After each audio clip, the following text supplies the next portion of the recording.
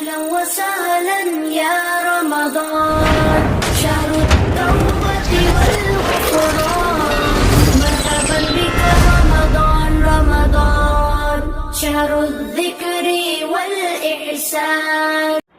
Bismillahirrahmanirrahim. Assalamualaikum warahmatullahi wabarakatuh. Alhamdulillahi thumma alhamdulillah.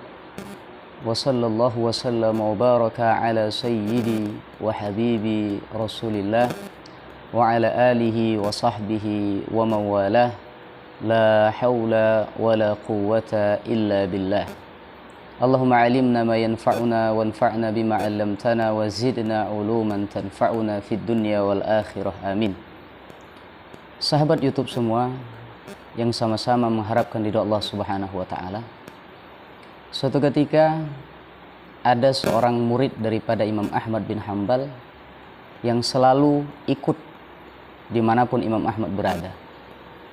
Suatu hari dia bertanya kepada Imam Ahmad, "Ya Imam, mata roha?" Wahai Imam, kapan sih kita istirahat? Kok seperti di dunia ini kita tidak pernah istirahat dari cobaan-cobaan yang Allah berikan. Ujian-ujian silih berganti datang kepada kita. Kapan waktunya kita istirahat? Kemudian Imam Ahmad menjawab, dan jawaban ini sangat amat luar biasa. Beliau menjawab, "Ar-rahatu inda awwali qadamin tad'uha fil jannah." Istirahat itu bukan di dunia, kata Imam Ahmad. Istirahat itu ketika salah satu dari langkah kakimu berada di depan pintu surga, disitulah kita mulai istirahat. Ikhwas sekalian, dunia ini bukan tempat kita untuk bermalas-malasan. Dunia ini bukan tempat kita untuk istirahat. Dunia ini bukan tempat untuk tujuan kita. Akan tetapi dunia ini tempat kita lelah, tempat kita capek, agar kita mengumpulkan bekal sebanyak-banyaknya, mengumpulkan dan beribadah sebaik-baiknya, agar ketika kita sampai ke tempat peristirahatan kita, kita di sana beristirahat dengan bahagia. Syekh Syam Kamil, salah seorang ulama muda dari Al-Azhar, Mesir, pernah mengatakan, "Man talaba ar-rahata fid dunya fa innahu yatlubu muhalan." Barang siapa yang mencari istirahat di dunia ini, seolah-olah dia mencari sesuatu yang mustahil. Kenapa? Syekh melanjutkan, "Li'anna Allah Ta'ala lam yakhluq ar-rahata fid dunya wa ba'da an khalaqaha wada'aha fil jannah." Kenapa? Karena Allah Subhanahu wa taala tidak menciptakan istirahat tersebut di dunia. Akan tetapi Allah Subhanahu wa taala menciptakan istirahat tersebut, kemudian Allah meletakkan di akhirat atau di surga. Begitulah ikhwas sekalian. Ini semua tujuannya agar kita semangat di dalam beribadah, semangat di dalam menyembah Allah Subhanahu wa taala. Jangan kita kira bahwasanya di dunia ini kita selalu bahagia, selalu mendapatkan sesuatu yang menjadikan hati kita tersenyum. Maka Imam Syafi'i dalam sebuah syairnya pernah mengatakan, "Mihanuz zamani kathiratun la tanqadi wa sururuhu ya'tika kal a'yadi." Cobaan-cobaan di dunia ini datang silih berganti. Datang silih berganti. Wa sururuhu ya'tika kal a'yadi. Akan tetapi rasa bahagia atau senyum itu diibaratkan datang dalam satu tahun seperti datangnya hari raya Idul Fitri dan Idul Adha. Kita punya satu tahun itu 365 hari. Sedangkan hari raya Idul Fitri dan Idul Adha itu 2 hari saja. Jadi diumpamakan oleh Imam Syafi'i, kita bahagia itu hanya 2 hari saja dalam setahun. Selebihnya cobaan, selebihnya ujian. Itulah bagaimana para salaf kita terdahulu menggambarkan tentang kehidupan dunia ini. Ikhwas sekalian, ketika orang bertanya kepada kita, apa sih makna kebahagiaan? Bagaimana orang-orang itu bahagia? Dan ini pernah diceritakan atau dideskripsikan oleh Buya Hamka dalam kitabnya Tasawuf Modern. Ketika itu beliau berkata, orang miskin melihat kebahagiaan itu ada pada kekayaan. Orang sakit melihat kebahagiaan itu ada pada kesehatan. Orang yang belum menikah melihat kebahagiaan itu ada pada pernikahan. Dan orang yang sudah menikah melihat kebahagiaan itu ada pada keturunan. Dan orang yang sudah memiliki keturunan pun melihat kebahagiaan itu bertambahnya keturunan dan lain sebagainya.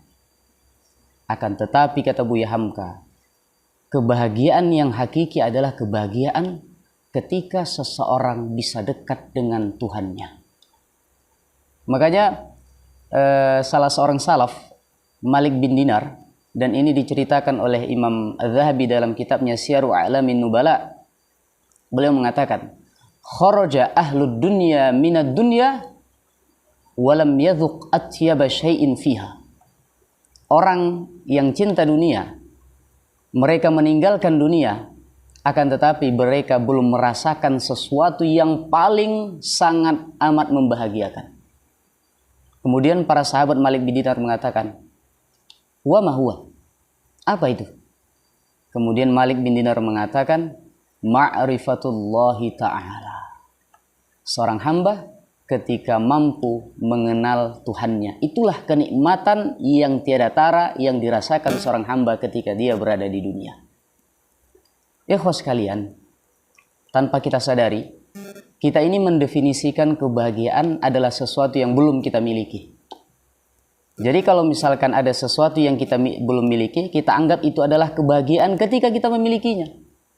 Akan tetapi ketika kita memilikinya, kebahagiaan itu tidak kunjung tiba. Kenapa? Karena kita selalu melihat terhadap sesuatu yang tidak kita miliki. Kita tidak mengoptimalkan sesuatu yang kita miliki. Ya, makanya dalam hadis sahih Rasulullah SAW pernah mengatakan, "Lau kana libni Adam wadiyani min dhahabin, la habba an yakuna lahu thalith."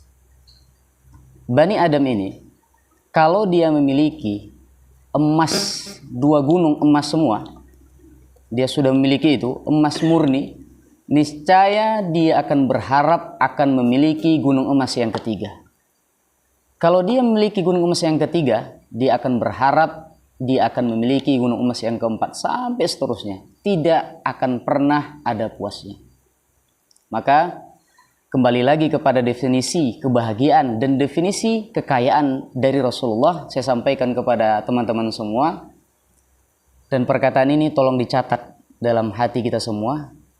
Ketika Rasulullah mendefinisikan kekayaan itu, Rasulullah katakan, "Irda bima qasamallahu lak takun aghnan nas."